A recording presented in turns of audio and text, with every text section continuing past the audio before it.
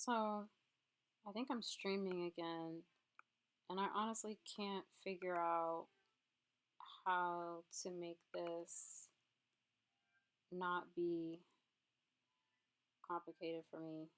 And I'm not that tech savvy, so I don't know. But let me see if it's even working. Because I put go ahead and live, but I didn't want it to go off the old live. But it's like I feel like the old live might be the only way I can do it quickly because starting a new one with like the encoder or something. I'm not looking at myself right now, so but maybe I'll just record and re-record over it because as many people as I reach on live anyways, it's not like the name is gonna matter that much if I change it later. Probably won't.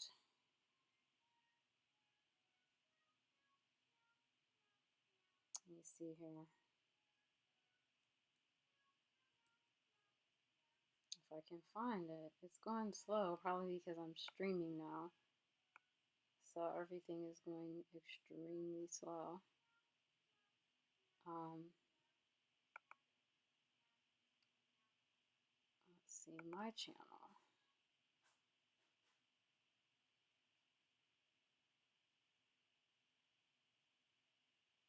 Yeah, it's still on the old one. Whatever, I don't care anymore.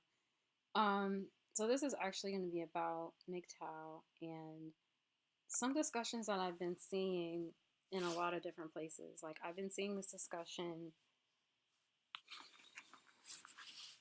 on some of the female channels I watch, and I recently went through some of my own like personal growth, and it made me look into this movement, this MGTOW movement, because I feel like there's a lot of there's two different things going on. Like first of all, you hear about how the femininity is it's being more paid attention to, but then it's also becoming kind of toxic where there's this feminist toxicity that's also suppressing masculinity in the same way. And then also there's this push to completely, almost it seems like almost completely eradicate masculinity in general. Um, so, and then it made me think about the MGTOW movement and then my own personal growth that I was going through. So let me first start by talking about, and see the thing is I can't even see if I have comments or viewers. Not that it matters because I'm only going to be on here for like probably 20 minutes tops. I'm going to try to stay on for 20 minutes and ramble though. But let me see if I can't bring this up and like mute it. Let's see. The muting must be immediate. Okay. Might help me to see if I do get anyone, because what's the point of going live if you can't interact with anyone who happens to come by? Let me see here. It may not work. Okay, it's working. Okay. All right. So, first I'll talk about just my general upbringing. So, as you know, I was brought up as a Jehovah's Witness. And what that means is, well, I mean, first of all, it's a cult. And it kind of sucks because it's a cult. Because you're technically, you're kind of brought up in a cult. Like, but, it actually helped me out in a lot of ways. And I will say that it was very conservative. And it's interesting because since I'm viewed as a black woman, it's almost insinuated or thought of that I must also then be liberal. But when I actually think about my upbringing and how I was brought up in like the home as a child, it's extremely conservative. Not so much gun-toting conservative, but very much like the father is the head of the household, the mother. I mean, Jehovah's Witnesses are like, they don't even let women talk like on the podium, you know. They have to wear head coverings if they want to say a prayer before they go out in service inside of their kingdom halls. It's like And out in service means going to people's doors to try to convert them into their cult. But anyhow, I guess what my point is that I grew up in a very conservative household. So, and my parents are still married. And so when I see this whole MGTOW movement, it kind of makes me a little bit sad because it is a reflection of the fact that there is this push to kind of take away masculinity, and then there's also this push to try to push femininity. But the problem with it is they're not even pushing femininity. They're pushing masculinity disguised as femininity. So it's almost like they're trying to change masculinity into femininity. And it's like, it doesn't really make any sense because what do females do? Like, what is their role even? And the MGTOW movement, it's interesting because I listened to that and then I listened to some of the alpha male strategies also. And I agree with a lot of the stuff that they're saying, which is kind of strange. I mean, I am over 35. I am married. I do have two kids. So I guess I would have already hit the wall anyway, but I don't know if you hit the wall if you're married. I guess you still hit the wall, but you're just married. And then, they have like, a lot of them have such a warped view of women that it's like, we're basically the devil incarnate with like nice smile and devil incarnate is kind of how they feel about all females. But my point is like, I actually agree with a lot of stuff they say, and I don't buy into this let's make females men. I think it's completely absurd, and I think it devalues females because instead of them valuing what females naturally do, what our nature is, instead of it being valued in society, I feel like what they're doing, or I don't know that everyone's doing it, I just feel it from the media specifically, especially now that they've just been glorifying all of these females in these superhero capacities. And a superhero is not like it's a superhero that's a female being a female, which is a superhero in itself. It's the female being a male superhero that just so happens to be a female. They're doing the exact same thing a male would do, only they're female. Like Captain America. And see, to me, that's just like, it's absurd because females are not males. And so why are they trying to push this down our throats? And it also comes down to what the MGTOW movement is and how they're saying, females can't do things like males, like they, as far as their dating strategies, etc., etc. And I don't agree with all of it, but I do agree with the part that there is a fundamental difference. Females are fundamentally the gatekeepers of sex. Males are fundamentally the ones that are spreading their seed and that are, the masculine or the one that's going out to place the seed, and then the females are the ones that are the soil and that are growing and nurturing the seed. So I get that and I agree with that, but it's just really hard because it's like, then there's a lot of other stuff that they're saying that's also very toxic.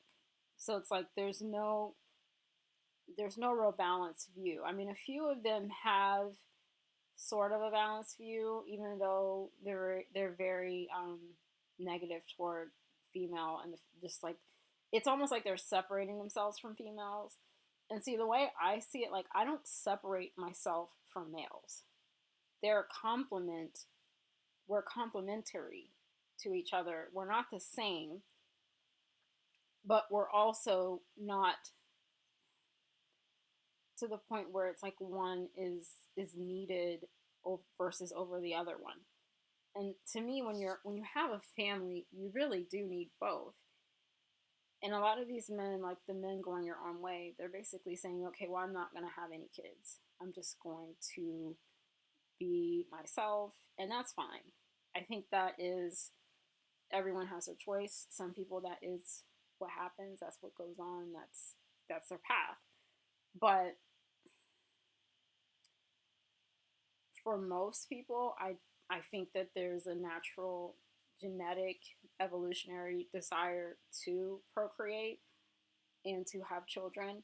And also, even for the ones that are not having children, maybe by circumstance, whatever, there's still this desire to have a relationship, because this is how you learn what you are, through what you're seeing in other people, including females, including males. So it's like this movement, while it is very valid in that I can understand why they would be doing it and I can understand how it safeguards them, it's also very cowardly because they're giving up on a part of themselves, which is female. Like, there's no way to separate out males from females. Like, you can't just assume, oh, because you're female, oh, because you're male, now we're separate from each other. And so I could just do this and you could do that, and I don't have to have kids. I mean, you can do that, yeah, but are you actually enriching your life is the question. And I feel like for me, children is definitely something that I needed for my growth, which is why I have them. They've changed my life so much. Like, my spirituality, my just everything would not be nearly as as evolved had I not been able to have children. Honestly, children for me specifically was how I even knew what unconditional love was. I didn't understand the concept until I had children. And I feel like for men, it's different. They may be able to feel that way for a woman. They may be able, I mean, maybe certain women can for a man. I don't really know. I just know for me personally, that was how I needed to have it happen.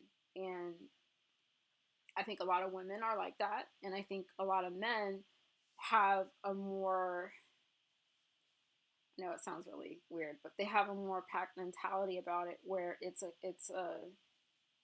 kind of like a group thing. It's kind of like a extension thing, and they can kind of see it more through the female, who is the one who's nurturing the home, having the kids, that kind of thing, than they would specifically through children, because they're not carrying the child. They don't birth the child.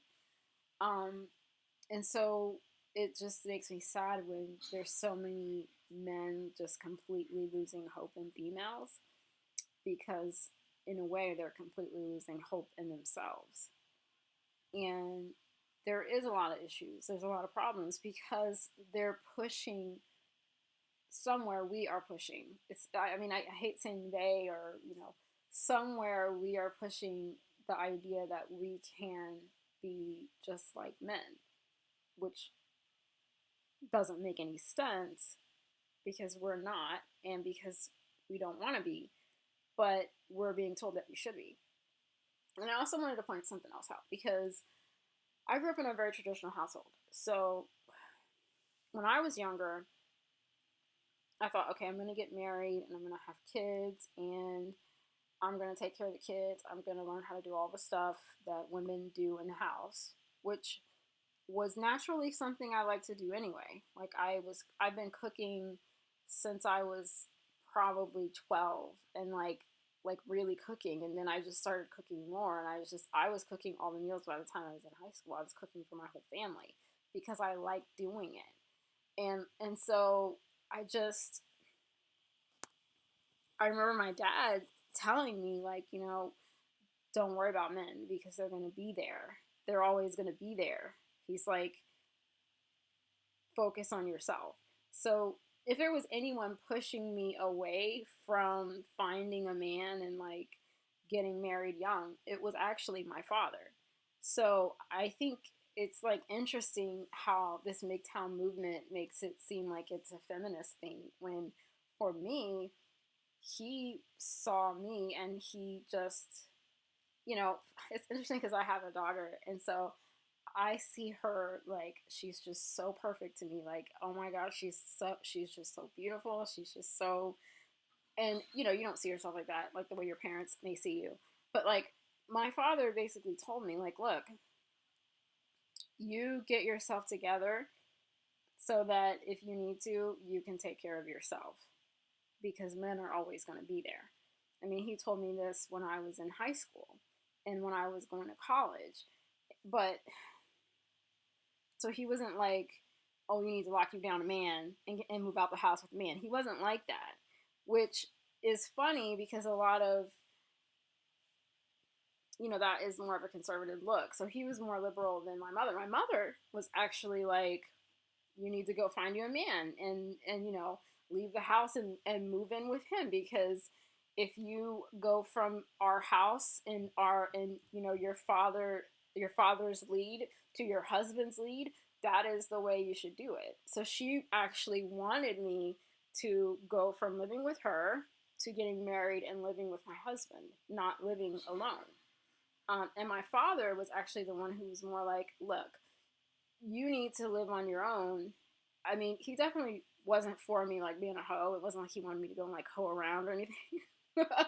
He just wanted me to take care of myself before I was, married to another man.